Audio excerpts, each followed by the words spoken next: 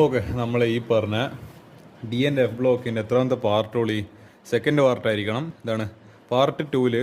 ഇതിൽ ഞാൻ കണ്ടതെന്ന് വെച്ചാൽ ഇത് വളരെ തിയറിറ്റിക്കലായിട്ടുള്ള ചാപ്റ്റർ ആയതുകൊണ്ട് ഏടുന്ന് വേണമെങ്കിലും ക്വസ്റ്റ്യൻ ചോദിക്കുക. അതുകൊണ്ട് നിങ്ങളൊരു സൗകര്യത്തിന് വേണ്ടിയിട്ട് ഇതിൽ എക്സാംപ്ലറിൽ എല്ലാ ക്വസ്റ്റ്യൻസിൽ ചില ക്വസ്റ്റ്യൻസിലെ ഡിസ്കസ് ചെയ്തിട്ടുണ്ട്. എല്ലാ ക്വസ്റ്റ്യൻസും പക്ഷേ നിങ്ങൾക്ക് എന്താണ് ഷോർട്ട് ടൈപ്പും ലോങ് ടൈപ്പ് ആൻസർ അതിൽ വളരെ ഡേഞ്ചറസ് ആയിട്ടുള്ള ഒരു ക്വസ്റ്റ്യൻ അടക്കം ഞാൻ സ്ക്രീൻഷോട്ട് എടുക്കാൻ അവസരം തരാം. അപ്പോൾ അതാ കാരണം എല്ലാ ക്വസ്റ്റ്യൻസ് ഡിസ്കസ് ചെയ്യാൻ എനിക്ക് സമയമല്ലോ. പക്ഷേ എങ്കിൽ എന്താ സ്ക്രീൻഷോട്ട് എടുത്ത് കഴിഞ്ഞാൽ അറ്റ്ലീസ്റ്റ് നമുക്ക് കണ്ടിട്ട് പഠിക്കാമല്ലോ. അപ്പോൾ ഈ ഒരു പേജ് കംപ്ലീറ്റ് സ്ക്രീൻഷോട്ട് എടുക്കാം. ഇനി അങ്ങോട്ടിൽ 2-3 പേജ് കംപ്ലീറ്റ് സ്ക്രീൻഷോട്ട് എടുക്കാനുണ്ട്. ഈ പേജ് സ്ക്രീൻഷോട്ട് എടുക്കാം.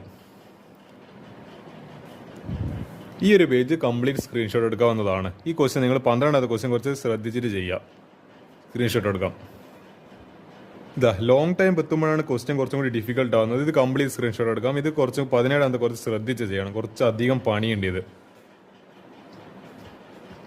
സ്ക്രീൻഷോട്ട് എടുക്കാം.